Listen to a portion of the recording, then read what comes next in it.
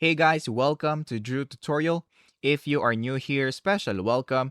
In this video, I will show you how to watch La Liga on Fire TV. So the first thing that we are going to do is to first open our TV right here.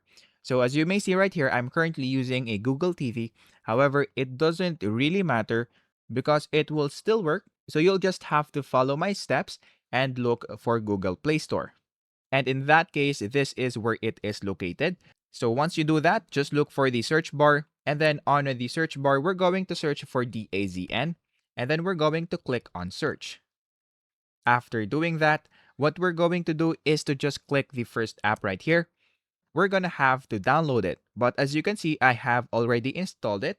But if you haven't installed it, just install it. And then once it is done, just click on open. And then in this part, you will now be able to open the app. You'll just have to, of course, sign in into your account if you already have one. However, if you don't have an account yet, then you'll have to sign up into their platform. So to do that, what we're going to do is to click on Get Started.